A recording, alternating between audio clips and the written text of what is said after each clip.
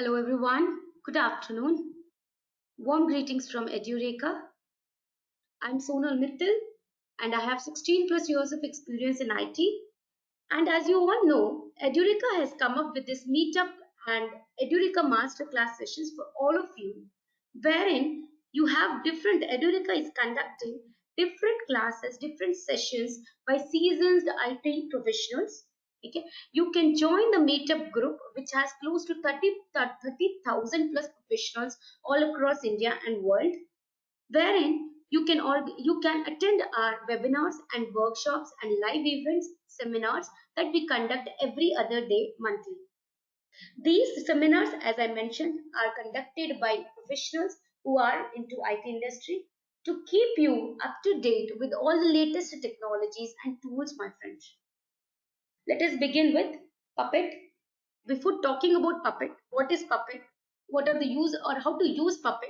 How to write Puppet programs? How to install Puppet? Let us talk about the basic, which is configuration management and why configuration management. So here you go, friends. Why do we need configuration management? I would like to break this term, that is configuration management, into two parts. Let us first talk about what is configuration, and then we will talk about how to manage your infrastructure, manage your configuration. Friends, configuration is nothing but packages. Okay. Before we talk about infrastructure, what is configuration? Configuration is if you have a machine. On your machine, if you want to install certain softwares, you want to create files, you want to give permissions to those files, you want to create users, group users, you want to create multiple directories, you want to start multiple services, install services, start services, upgrade packages. These are all called as configurations, friends. These are called as configurations. They're called as configurations. And friends, in IT or in our industry, friends, we just don't have one server. We just don't have one server. We have multiple servers. We have huge infrastructure, right? As you see in this image, there are huge number of servers in any organization that we work with, right? And configuring, that is managing the resources, components, environments on your servers, on all of these servers, managing their configurations, their components, their environments, their packages, okay, on all of these servers, so that any application that is running on this software, okay, any application that is running on this software can work seamlessly, is configuration management. Managing the infrastructure of your organization so that the application works seamlessly without any issues is configuration management.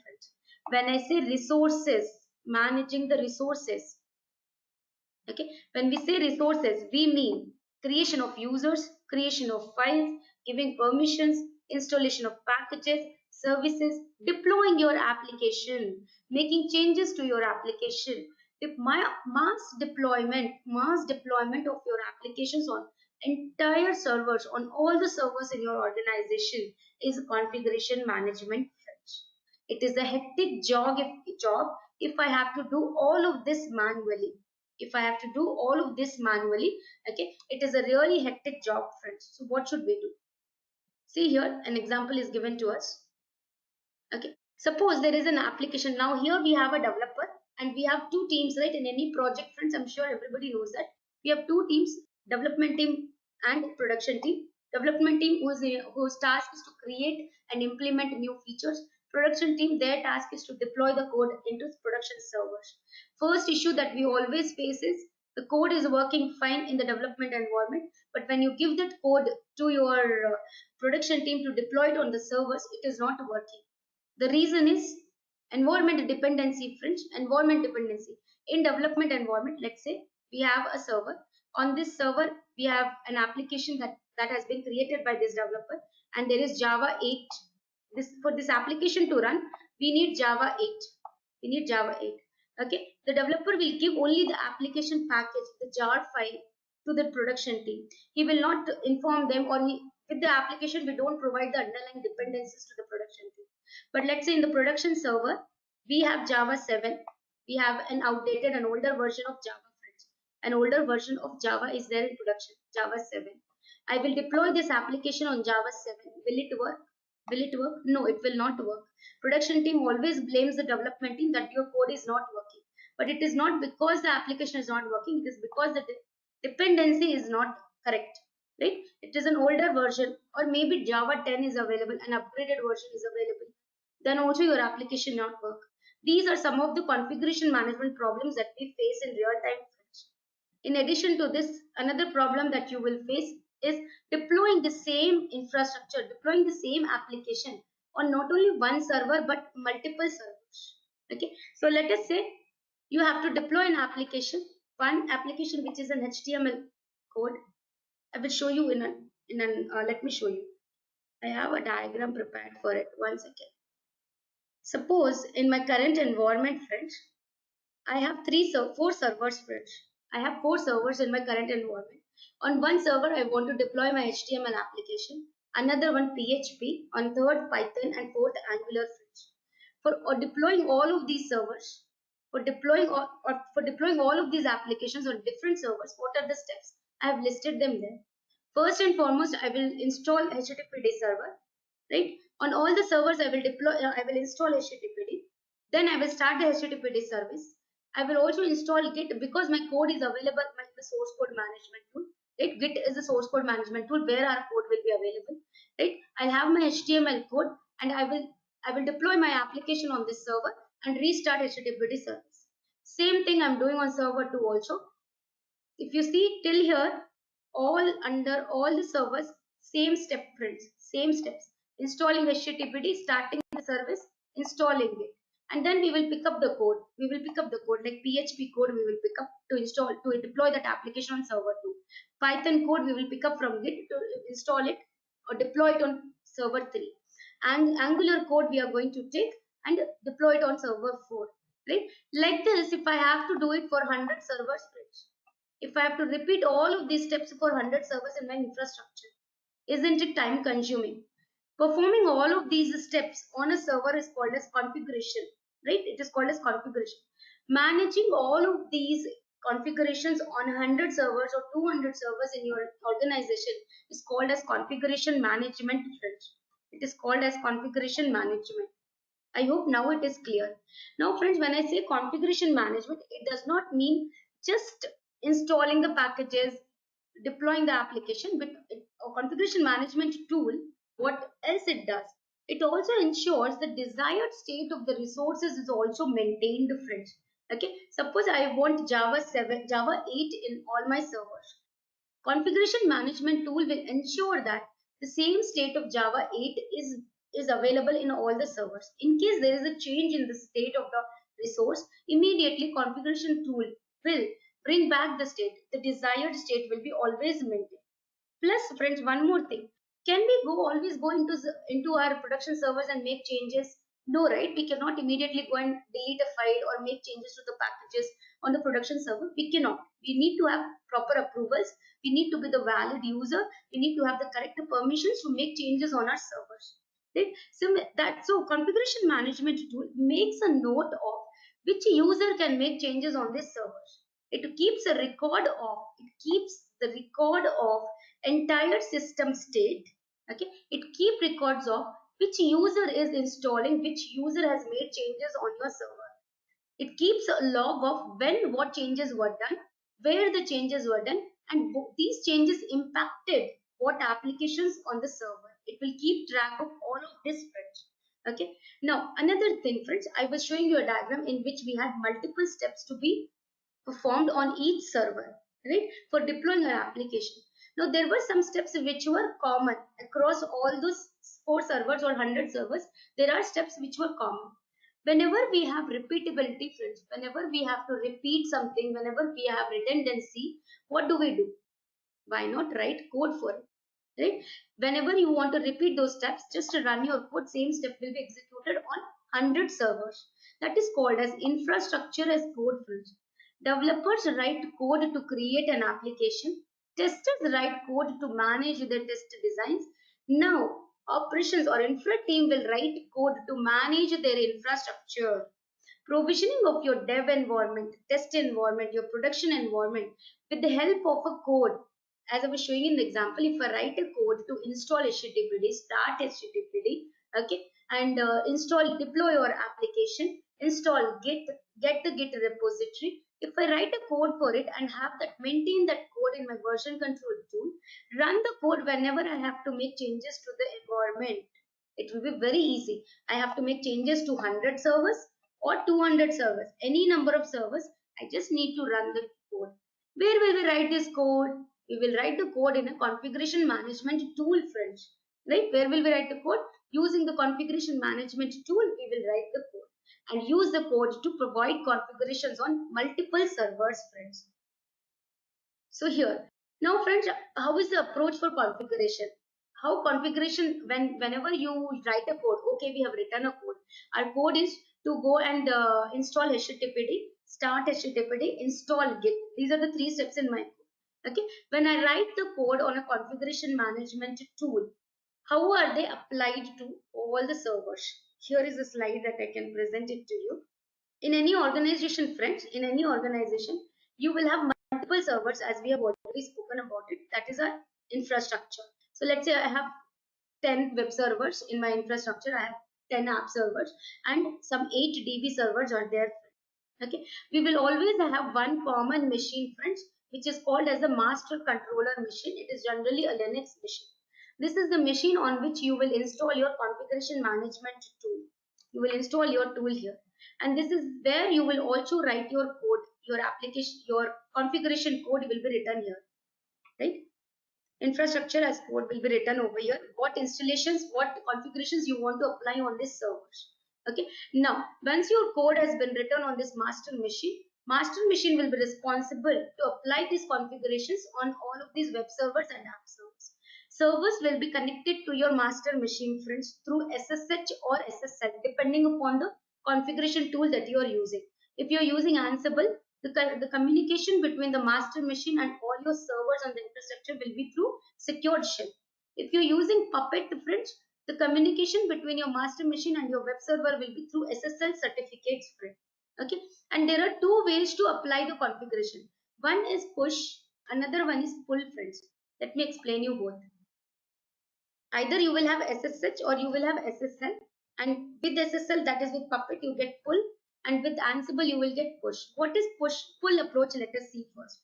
In pull approach, when if you are using Puppet as a tool, once you have written your code onto the master machine, the code will be as is. Let's say you have written the code at let us say I have written the code at 7 a.m. I have written a code at 7 a.m. to install Git, let's say, to install Git, or let's say to install Docker, any package, okay, on all of my web servers. On all of these set of servers, I've written a code at 7 a.m. okay, to install it on all of these web servers, right? When we are talking about pull mechanism, friends, okay, there will be a time set. There will be a time set on the servers. That is every 30 minutes. Every 30 minutes, the servers are going to pull the configurations from the master machine. So that is at 7:30, all of these web servers are going to pull the configurations from the master machine, pull this code from the master machine and apply the configurations. Git will be installed here, here, here, but when at 7:30. Let's say at again at 7. Meanwhile, around 7:45. Okay, you again write some configuration changes. That is, you want to create a file, create a file, create a file. Okay, so the next pull the servers will do, that is the slave machines, the slave servers will do at 8 a.m. 8 a.m. Okay, so between 7:30 to 8 a.m. if you have written any code, that will remain as is on the master machine. The next pull, the schedule that we have set is 30 minutes, let's say. It could be 15 minutes, 5 minutes, 30 minutes, one day, depending upon your configuration changes. Okay, the next pull is happening in our case is at 8 a.m. 8 a.m. again the slave machines, servers that we have, will pull the configurations from the master machine. They will request master machine saying that what are the configurations that I have to apply. Plus, at the same time, so the new configurations will be given. Plus, also the existing configurations will also be given. So here, the configuration tool will check the existing configuration, that is Git is available or not, ensuring the desired state. Secondly, the new changes will be applied. This is pull mechanism, friends. But pull is little bit, with Puppet we work with pull. But nowadays we have Ansible and other tools wherein we have push mechanism, friends. What happens in push, friends? In push, at whatever time you have written your code, let's say I wrote my code at 7 a.m., right? Immediately the changes will be pushed. Immediately the changes will be pushed and configurations will be applied to all your servers. You will provide your server details where the configurations have to be applied in your code, friends. In the code, we will provide the details of servers on which this configuration has to be applied. Okay, and push means immediately at the same time the configurations will be applied on the server as they are written. Master machine will be responsible to apply the changes to the web server. In case of pull, the slaves will pull the changes from the master machine. Same thing here, friends. Push mechanism, central server will be there. Your nodes are your slaves of your server. Your infrastructure is called as a node here. Centralized server is pushing the configurations on the node. Okay.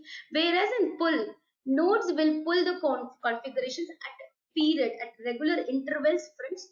Nodes will pull the configurations from the central master machine, friends. Okay. Configurations will be applied once the slave machine pulls the changes. Okay. Central machine will not push the changes to the node in case of pull. So Puppet here that we are going to see today uses the pull mechanism, friends, pull configurations. So different continuous configuration tools are Puppet, Ansible, Shelf, and SaltStack. Whereas SaltStack is a paid tool. Puppet, Ansible, Shelf are freeware tools. Puppet, Ansible are freeware tools. You can download them and use them, friends. Puppet uses pull configuration. Ansible uses push. See here, SaltStack also uses push, whereas Chef uses pull. Now, what is Puppet? Let us exclusively talk about Puppet now, friends. Puppet is a configuration management tool that will actually mass deploy your application, that will install packages, that will create files, that will manage your servers, that will manage the configurations on your server, friends. Okay, and Puppet works on a master and slave architecture, friends. In Puppet, on the master machine, so we have two things, friends, in Puppet: Puppet master and Puppet agent, friends. One machine, one Linux machine you will take, you will install a package called as Puppet Master on it, making it as a master machine, friends. This is where you will write all your configuration code. Then other servers you can take and you can make them as your slave machines. And on the slave machines, you will do the separate installation of Puppet agent, friends. You will download a package called as Puppets on it, okay, which will install a process called agent on all your slave machines. The agents and masters are communicating through SSL certificate, friends. Secured socket link, friends. They will communicate with each other only if the secured socket link is set up is done. Okay, so we can do it manually, friends. Set up between the master and the agent. Okay, configurations are pulled from the master by the agent machines. Puppet works on the pull configuration. So let us see the architecture. It's a very interesting architecture. Please listen to it carefully. Puppet master and slave architecture. Okay, what happens in Puppet, friends? Here you go, friends. First, you will have two machines. One machine on which I have installed Puppet master package, making it as my master machine. Then you will take one more machine which will be called as your slave machine. On this machine, you are going to install. On this machine, you are going to install your package called as Puppet agent package, friends, making this as my slave machine. So this is my slave machine, and this we know is our master machine. Once the slave machine is set up, friends, they both will communicate with each other. You will first step that you have to do is SSL certificate you have to set up, friends, between them. SSL communication between the two machines should be done. Okay, so that all data can be transported between the master and the slave machine. As the SSL certificate setup is complete, node machine, the slave machine, will send facts to the Puppet master. What are facts? Puppet. So on the Puppet agent machine, there is an agent process which is running, right? It will calculate, it will collect all the node facts. Facts as in what is the OS family of the node, what is the CPU of the node, what is the IP address of the node, what is the host name of the node, memory information, BIOS information, network, MAC, mount points, complete information about the node. It will calculate, it will collect, not calculate, collect, and prepare as a file and send it to the master machine. On the Puppet master, these facts will be stored, friends. Why do we need these facts?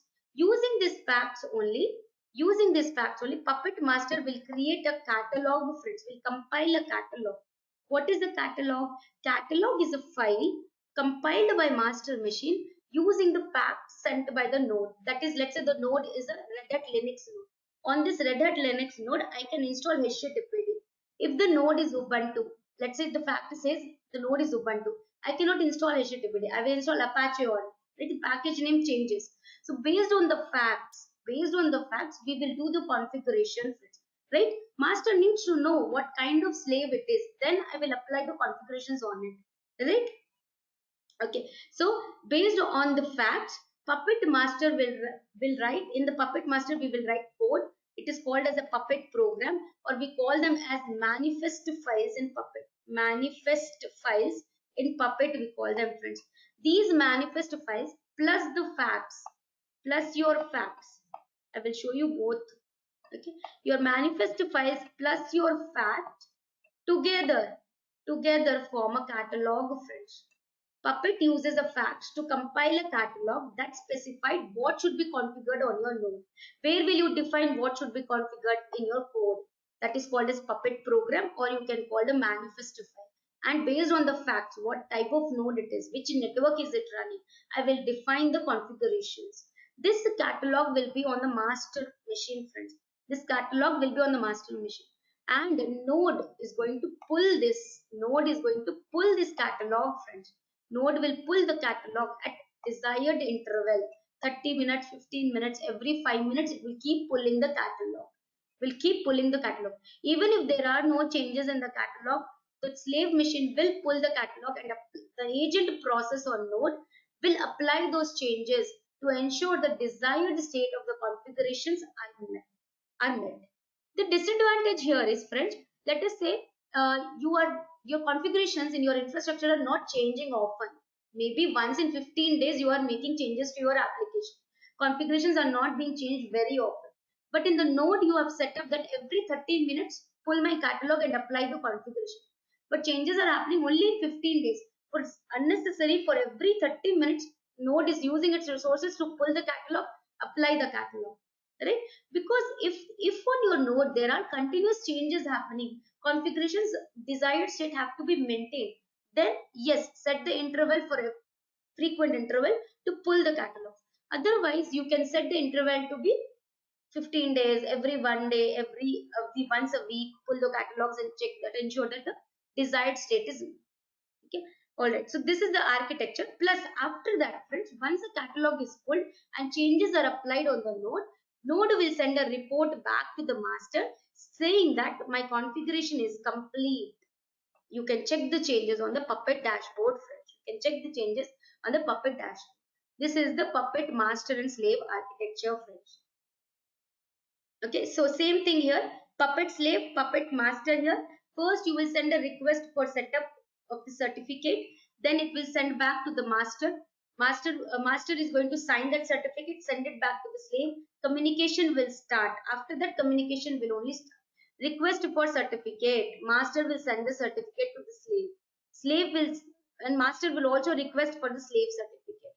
Slave will send its certificate. Once the certificate is signed by the master, Puppet slave can send the facts to the master, and master can send the catalog to the slave. That's how the communication happens. Okay, let us do the architecture setup, and then we will see how to deploy our applications here. Okay, let us see. We'll write a Puppet code also. Let me just first set up Puppet for you guys. Meanwhile, I'll connect to two machines, friends, two Linux machines. One machine I'm going to make it as Puppet master. Another machine I'm going to make it as Puppet agent. Let me just quickly connect to two machines. So I've created two AWS instances, friends. I've created two AWS instances. One is going to be my master, Puppet master. Another one is going to be my Puppet agent. Let me just change the color of this so that it becomes my Puppet. You know that it is my Puppet agent. Okay.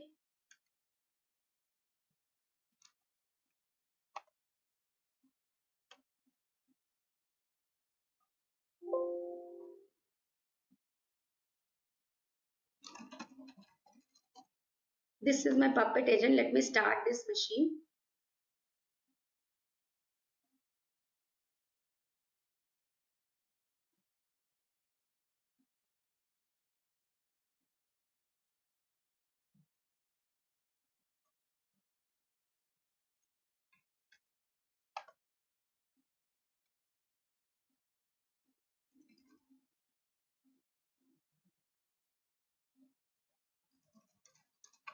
I'm just showing you how to do the setup for Puppet Master and Puppet Agent. Quickly, I'll show you.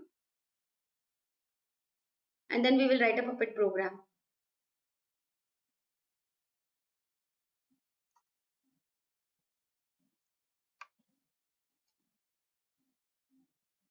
So on Puppet Master, friends, on the main master machine, you will install a package called as Puppet Server, friends.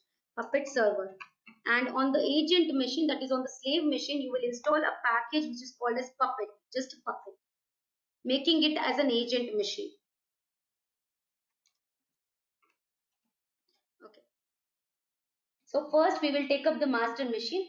On this master machine, we will first go to vim etc host, and in this machine I'm going to add the private IP of both my machines.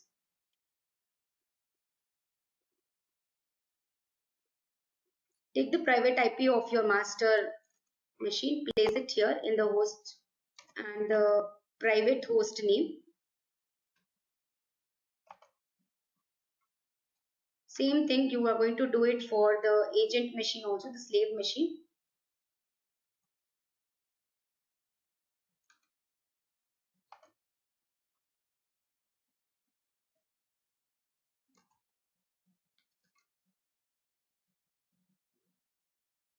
Okay, we will copy this because we have to do the same changes on the slave machine also. Save this file. After this, go to the same your slave machine also. Go to the same file there.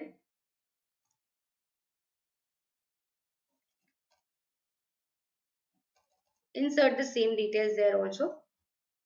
After this, we are going to install Puppet. Okay, so for that, we will first install the Puppet package, friends. We will first install the Puppet package, and the part for that is you can download the Puppet package from this link. Let me execute this package. This will install Puppet for us. Now, using this repository, I'm going to install Puppet Server, friends. The package that you have to install on the master machine is called as Puppet Server. So yum install Puppet Server. The important thing that you have to remember, friends, Puppet basically follows a strict directory structure. You will see that when I will show you the demo. Okay. First, we will install Puppet Server on the master machine.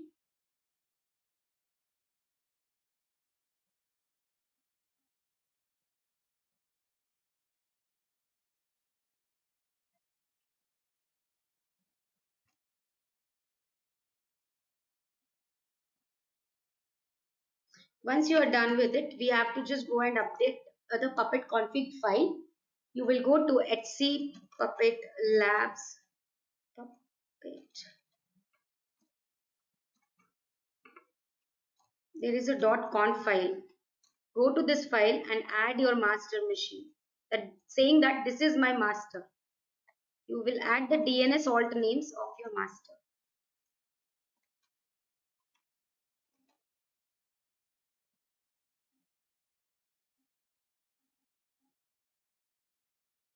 So take the private host name of your master, private host name of your master, and add it here. This is the location where Puppet log will be available. And if I show you log dir, this is the location where all your Puppet facts, the agent will send you facts, right? That will be all stored at this location.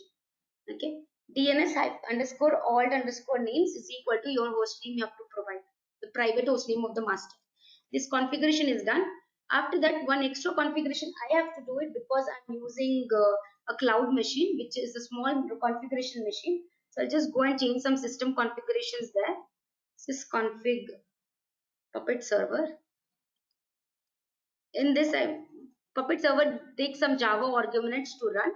By default, it needs 2 GB of memory, but I don't have as many resources, so I will change it to 512 MB in the configuration file. That's all, friends. Our Puppet server setup is complete. Just restart the machine. Restart the machine. Okay, restart the machine, and the setup will be complete. After this, let us start systems systemctl start Puppet server. So it will take some time to start the Puppet server. Meanwhile, let us go and do the setup for Puppet agent also. On this also, we are going to install the same Puppet package first. We will take the same Puppet package, and also we are going to make changes on the conf file. So Vim X, we are going to go to the same Vim HC Puppet Labs. Just for information, Puppet Labs is the official site of Puppet. Okay, and go to puppet.conf file. Did I open the wrong file? I think.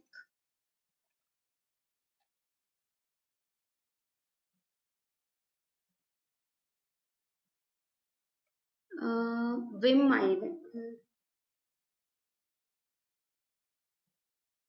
Okay, sorry, we didn't install the package, right? So let us install the package. Yum install.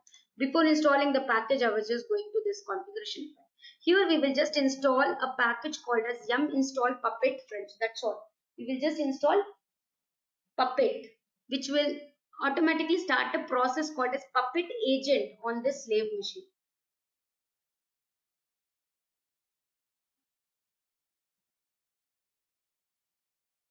Complete, friends. Now let us go to this file. In this file, it is the same file on master and slave, but you see the content is slightly different. Here we have to set up. We have to give the server details.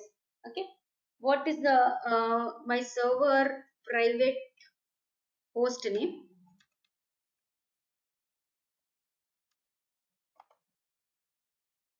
Okay, done. After this, just restart your server.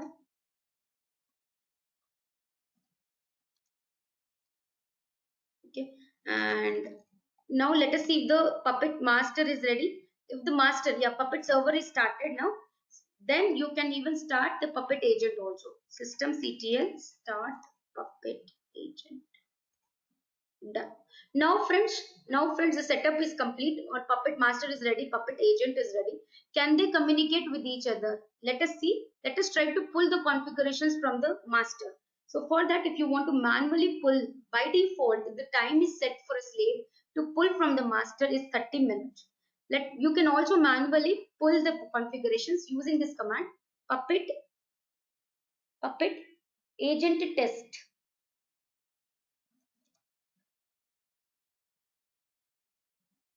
See here, no certificates are available. That's why communication between them is not set. We have not done the SSL certification setup between the master and agent. So for that, we have to go to the master machine, sign some certificates. First, look for certificates. Puppet, okay, cert list will give you all the certificates that are on this particular master for all the slaves that we have connected. So there is one certificate here. There is a certificate here, right, which is not signed. If it is signed, you will get a plus sign here. This is the certificate of my slave machine, which is not signed yet. So let us sign this certificate.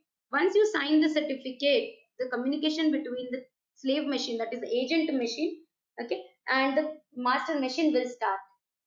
So for that, the command is puppet cert sign. Done, friends. Now if you see all the certificates, they are available. Certification has been signed. Try to pull the configurations from the agent machine. It will now pull the catalog. See, caching the catalog, applying the catalog, but we don't have anything in the catalog right now. We don't have anything in the catalog right now. So it did no configurations done so far, but it was able to pull the default catalog. Default catalog it was able to pull. Now let us write some program. Let us write some configurations and apply it on the slave machine. Let us do that. For writing the configurations on the master machine, we will use manifest files, friends. Manifest files are Puppet programs wherein you will write the configurations to install packages, start services, deploy your applications. These manifest files, along with the facts, are pulled by the slave machines to apply configurations on themselves, friends. Okay, so where do we write these manifest files? For us to write the code, okay, Puppet strictly follows a directory structure. So you will go to this directory, Puppet HC, Puppet Labs, code. Okay, you want to write the code, right? So we have a separate directory here in Puppet. environments. Okay, here you will have production. You can write code for production, for test environment, for dev environment, you can write, and manifest. Okay, let us go to this directory. In this directory, right now there is nothing. Let me just 1 second. Yep. In production, let me show you some directories. We have directories like manifest and modules. Modules, you can assume like methods in programming language we have, right? So we define classes and methods of Puppet program. It's a code, right? You have to write so classes, methods. I hope you can relate it to programming language. You will write everything in modules. You will call these modules in your manifest file. Let us go in manifest. In manifest right now there is no file. Let us create a Puppet program. Then I'll give a file name as site.pp. pp here means Puppet program. I'll use Vim editor to write a Puppet program. Inside the Puppet program you will first give the node information, the node on which we want to apply the configuration. Okay, so the node on which I want to give apply the configuration is, let me take the host name, okay, of this particular machine. This is the host name of this agent machine. Take the host name of the agent machine, provide it here in single quotes. Okay, here, done. Inside this, friends, in the manifest files, we write something called as resources. Resources are small Puppet programs which are already provided by Puppet, like user-defined methods that we have in Python and Java. Right? Similarly, in Puppet also we have resources which are already provided to us by Puppet community. You call those resources, apply, and your configurations will be applied on the agent machine. In your manifest file, we will call those resources. Let me list you some resources. Let's say there is a resource called file resource. File resource and brackets is important, friends. In Puppet programming, brackets are important. Okay, opening bracket and a closing bracket for the node. Whatever you will write inside the node, whatever resources you will write inside the node will be applied on this particular node. It is called as a node definition also. Okay, now let's talk about the file resource. File resource in Puppet is used to create directories, create files on your agent machine. Okay, the name of the resource is file. After that, you will open in a bracket. This name is already defined in Puppet. I am not writing it. File is the name. Now I will write my custom path where I want to create a file. Let's say in the root directory I want to create info.txt. Okay, I want to create a file info.txt in the root directory of my agent. Okay, then you will always give a semicolon. After that, we will give some parameters. When should the file be present or should the file be deleted? So you will use a parameter called ensure, separated by fat commas. Okay, you will use the parameter, separate them by fat commas, and you will say ensure what is the data present. Ensure it is present. Okay, and let's say you want to add some content also into the file. Content. Okay, I'll say file from Puppet Master. Done. Okay, file from Puppet Master, done. End it with the semicolon. After every parameter, we will give a semicolon and close the brackets. You're closing the brackets for the file resource. Isn't it like a small method, like a small module in Python program or Java programming we have, right? In the bracket, you will provide the name of the resource. Okay, what you want to create a file or you want to delete a file, you will provide it with a parameter and content. You want to give some permissions. You can write your resource details based on the parameters that we have. You can go to Puppet Labs, you can find all the resources related to Puppet. Okay, so this is a small resource that I have written which will be applied onto this node, a small configuration which has to be applied on this node. Let me save this and see if this configuration can be applied to my agent or not. Currently in my agent, let me see in the root directory, do I have info.txt? No, there are no files here. Okay, sorry, I'm not in the root directory. Here, do I have info.txt? Not there, friends, not there. Okay, and I told you Puppet agent works on full configuration. I have the configurations here. Okay, but agent has to pull these configurations. Agent has to pull the catalog for us. Okay, so for pulling the catalog, we will execute the same command, Puppet agent test. Puppet agent test command we will execute. Okay, to pull the catalog, it will pull the catalog, and these configurations, whatever configurations we have mentioned in site.pp will be applied.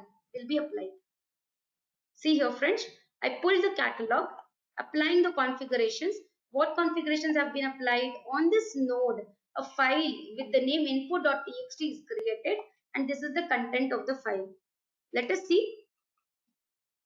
You are in the root directory. See here, info.txt has been created, applied. See the contents of info.txt. They are available. File from Puppet Master. Right? Let us go and write one more configuration. Here I will write one more configuration, friends. Let us install some package. Let's say we will install a HTTPD package. Okay. So the resource name in Puppet is package resource only to install any number of packages. Okay. So I'll write HTTPD here. End it with a semicolon. Ensure it is present. Okay, and that's all. We don't need to give any more information. We just want the HTTPD package to be available. Another thing, I want to start also HTTPD. So I will say service. It's a service, right? We need to start the HTTPD service. Done. Ensure service is running. Okay, service is running. So when we save this file, automatically agent will pull these configurations, install HTTPD, start HTTPD for us on the agent machine, and enable is true. Okay, so what you have to learn from after today's session, if you are interested in learning configuration management tool and that to Puppet, you need to learn these resources first. You need to learn these resources. What are the different resources? What parameters goes inside these resources? How to create this node definition file? How to create node definition file for multiple agents? Okay, all right. Let us save this.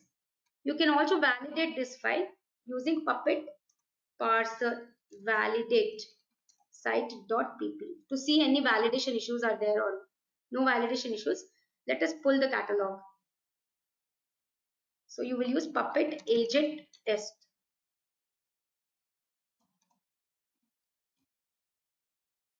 Sorry.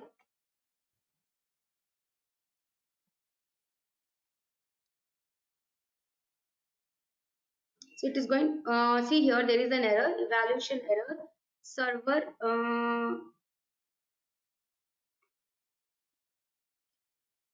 there is a resource site.pp on some resource, there is an error, line number 13. Unknown resource type server. Let us go and see service, it is, I guess server, I think. Let us go to the site.pp file. Service it is. The name of the resource is service.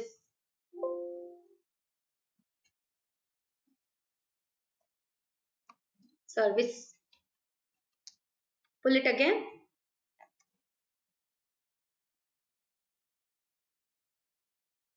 See here, both the configurations have been applied. HTTPD has been installed and it is in the running state. Earlier it was in stop state. It has been changed to running state. Systemctl, you can check it. Status HTTPD service. Active and running. So this is how you can apply your configurations not on just one machine, multiple machines at a time. If I make in the site.pp file only, if I create this node definition file and I add all the node details on which these three configurations have to be applied, just by writing this one file, okay, all the servers, I will automate this process of pulling the catalog. I will not manually pull the catalog. In real time, we automate this process. We set the run interval to, let's say, every 30 minutes, 5 minutes, and automatically all the servers will pull this catalog. We just have to ensure we prepare this site.pp is available. Okay, right? So I'll stop here, friends. I will start the demo here. Let us continue in those slides if we have any. Now, Puppet here, friends, what I have shown you, I've shown you how to create a manifest file. I've spoken about resources. We also have classes and modules in Puppet, friends. Classes are nothing but which consist of set of resources. Okay, so instead of writing individual resources as we wrote here, we wrote single resource, right? Single resources like this. We can create a class. In that class, we can write all these resources. In the node definition file, just to call your class. Just to call your class. Okay. This way you can have multiple You can have multiple nodes and you can just call the class in it. All the resources will be applied. Where do you specify the auto name? On the agent machine. On the agent machine, you will go to the configuration file. In the agent machine, we will go to the configuration file and we will set the run interval in seconds. You will set the run interval in seconds. You will go to the configuration file puppet labs slash puppet.conf. There you will add one value called run interval and the time that you want to change. So modules is where you will write your classes. In classes, you will have your resources. In the manifest file, you will call your classes. Code basics we have seen, I've already shown you. Resource, you will write your resources in the classes. Then you will have multiple manifest file. You will call your classes in the manifest files. Modules is where all your classes can be written also. Okay, see these different resources I have just shown you. Right, I have taken different resources like file resource. This is the name of the file that we gave. Ensure it is present at this location. Right, you will give the resource type, resource name, its attribute. It's similar to that of class. Then in classes, how you write class name followed by resources. Here, class, name of the class followed by the resources in it. Okay, what is a module? If I have to tell you, module is basically set of folders, friends. You can segregate, okay, your library folders, your manifesto folders, your metadata folder, your variables folder, your files folder, and place each thing separately in a separate directory. Better organizing your code, friends. All right, friends, thank you so much. Good day, friends. Good day. Bye-bye.